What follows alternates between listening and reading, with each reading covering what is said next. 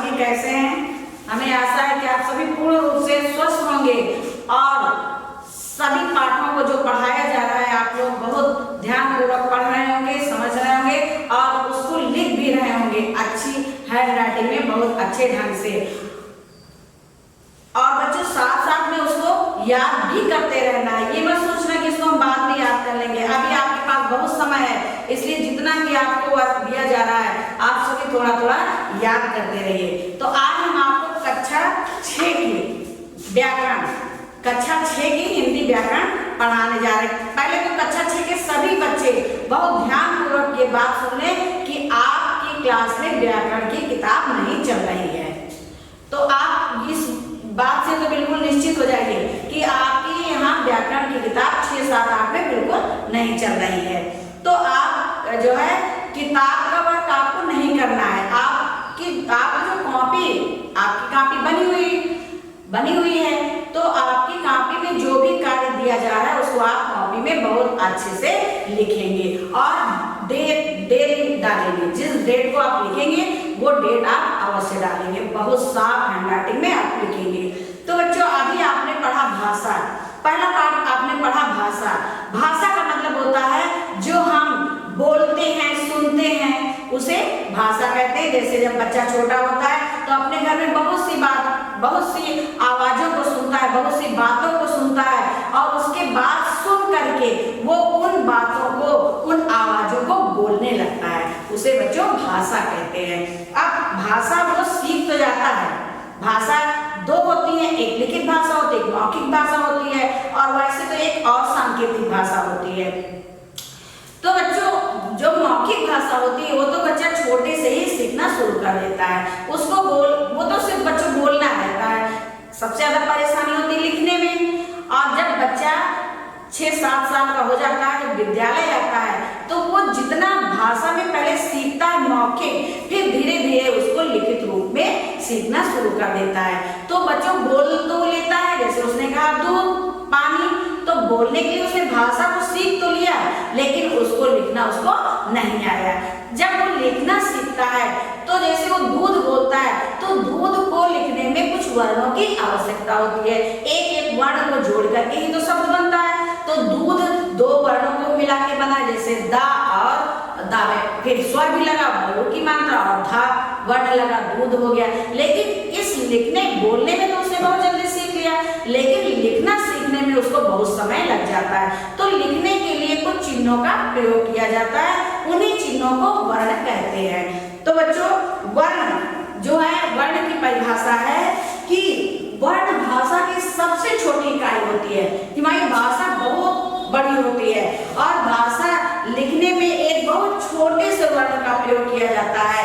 जैसे हम कमल एक शब्द तो लिख देते हैं, कमल पानी में खिलता है वाक्य तो लिख देते हैं, लेकिन उस कमल को लिखने में हमको 2-3 वर्णों की आवश्यकता होती है। और जो वर्ण, कमल को तो हम अलग अलग कर सकते हैं, कमल अलग कर दिया, लेकिन जब हम सिर्फ का लिखते हैं यानी एक वर्ण लिखते हैं तो उसके टुकड़े नहीं हो सकते हैं। उस वो वर्ण की यानी भाषा की सबसे छोटी इकाई होती है जिसके खंड नहीं किए जा सकते हैं, जिनके अब टुकड़े होना संभव नहीं है।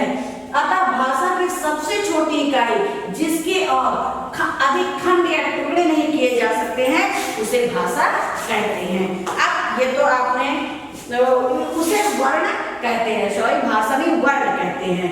तो अब वर्णों के बाद बच्चों आती है वर्णमाला। वर्णों के बाद क्या आती है? वर्णमाला। जैसे आपने वर्ण तो लिख दिया का, मा, ल, का अलग से लिख दिया, सबसे ऊपर होता है, मा के बीच में होता है, फिर ला उससे नीचे होता है। तो ये तो दूर दूर से हमने एक एक वर्णों को मिलाया और एक शब्द बन गया। लेकिन इन्हीं वर्णों को जब हम एक क्रम में लिखते हैं, अगर हम क्रम में नहीं लिखेंगे तो हमें फिर वर्णों की शुद्धता का ज्ञान नहीं होगा। तो जो वर्णमाला होती है वो एक एक वर्णों को व्यवस्थित रूप में लिखा जाता है, यानी वर्णों के व्यवस्थित रूप को और क्रमबद्ध तरीके से लिखने को ही वर्णमाला कहते हैं। ये क्रम से लिखा होता है तब उसको वर्णमाला कहते हैं। वर्ण बच्चों 2 प्रकार के होते हैं। कितने प्रकार के होते हैं? 2 प्रकार के, एक स्वर और एक व्यंजन। आपने पढ़ा होगा छोटा आ से लेके आहा तक सारे स्वर होते हैं और का से लेकर ज्ञा तक सारे जो है व्यंजन होते हैं। तो स्वर, अब स्वर में बच्चों स्वर की परिभाषा क्या होती है? स्वर किसे कहते हैं? दो वर्णों के उच्चारण में किसी अन्य वर्ण की आवश्यकता नहीं होती है, यानी ये वर्ण ऐसे होते हैं जिनके उच्चारण में किसी भी वर्ण की आवश्यकता नहीं होती है। हिंदी भाषा में 11 स्वर होते हैं। कितने स्वर होते हैं? 11। छोटा, बड़ा, छोटी, बड़ी, छोटा, बड़ा, री, ए, आई, ओ, आओ, यहाँ तक आपके 11 स्वर होते हैं। अब बच्चों आप कहोगे कि जो है अंक और आहा ये भी तो वाक्य में आते हैं, लेकिन बच्चों इनको अयोग वाक्य कहते हैं। क्या कहते हैं? अयोग वाक्य। व्यंजन तो है लेकिन इनकी गिनती व्यंजन नहीं आती है। और दो व्यंजन में दो जो है वर्ण और होते हैं। एक होता है ये ड, ये ड, और एक ये होता है ढ। क्या होता है? ढ। अब ये तो हो गया ड, इसको हम बोलते हैं, इसको हम बोलते हैं ढ। लेकिन बच्चों आप लोग कभी कभी लिखने में इसका अंतर नहीं समझ पाते हो, और जैसे लिखना है सड़क, क्या लिखना है? सड़क।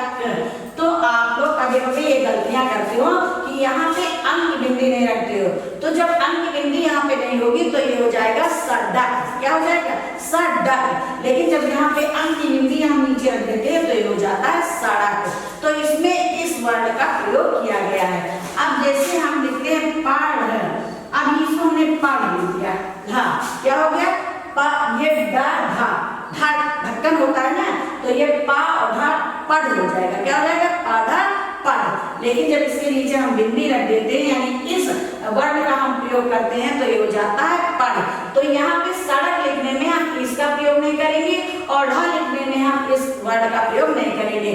सड़क को लिखना है तो हम ये इस ड़ा का प्रयोग करेंगे, और पढ़ लिखना है तो हम इसका प्रयोग करेंगे। ये हमारे दो अन्य वर्ण होते हैं।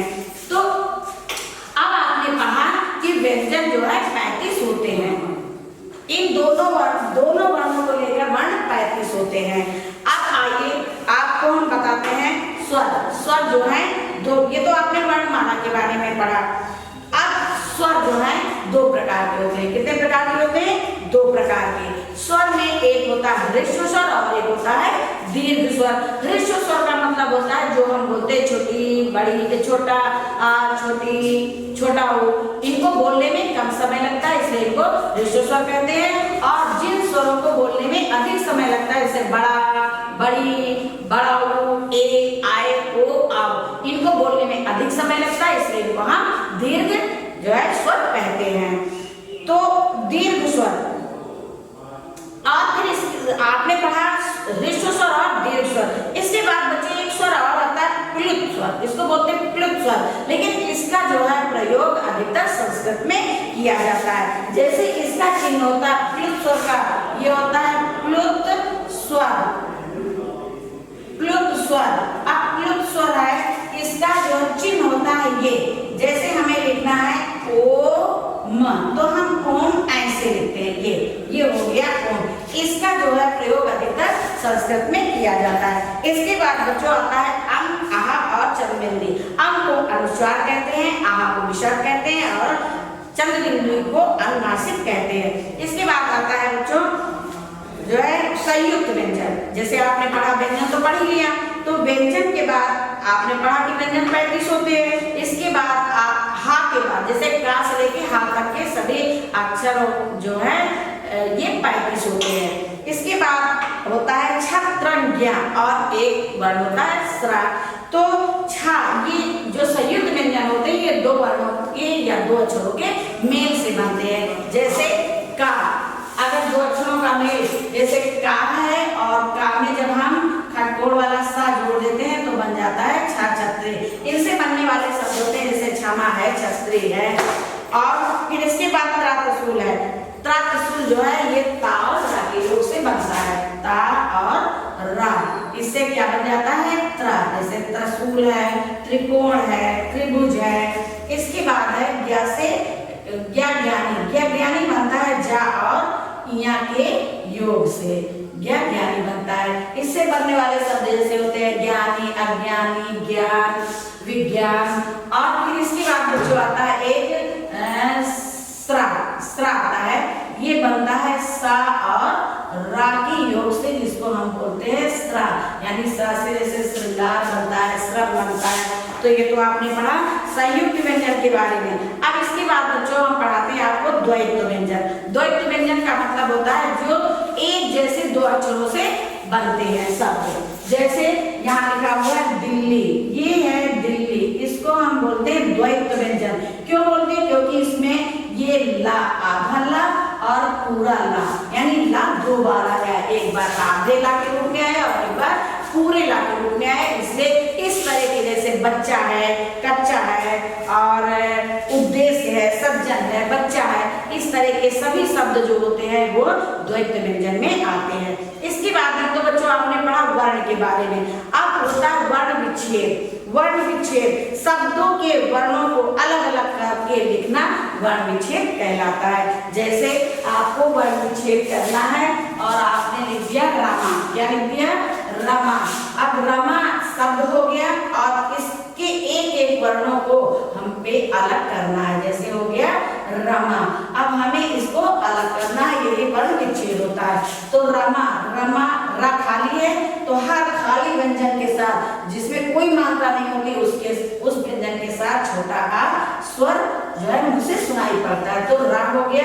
फिर रा में हम माँ, रा के आगे हम माँ लिख देते हैं। अब माँ में साफ आ की मात्रा दिखाई पड़ रही है, इसलिए हम यहाँ पे आ लिख देते, हो जाता है रमा। क्या हो जाता है? रमा। अब हमने इस शब्द के वर्णों को एक एक अलग कर दिया, ये हो गया वर्ण विच्छेद। अब जैसे लिखा हुआ है पुस्तक, पुस्तक। अब पुस्तक के वर्णों को हमें अलग करना है, तो हम पहले लिखेंगे पा, पहले पा लिखेंगे और फिर पा में छोटे की मात्रा लगी है तो धन करके हम छोटा लिख देते हैं और फिर उसके बाद हम क्या लिख देते हैं? सा, पूरा सा लिख देंगे और फिर उसके बाद हम लिख देंगे ता और फिर ता के बाद हम लिखेंगे छोटा आ।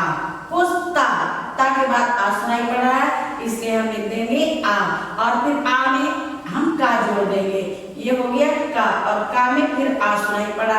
अब इस तरह हो गया पुस्तक। तो बच्चों पुस्तक एक शब्द लिखा हुआ है और इसके वर्णों को हमने एक एक अलग कर दिया है, इसलिए इसको कहते हैं वर्ण विच्छेद। अब आपने वर्णों के बारे में पढ़ा, वर्ण पढ़ा और फिर उसके बाद व्यंजन पढ़ा, स्वर पढ़ा और द्वैत व्यंजन पढ़ा, वर्ण विच्छेद पढ़ा।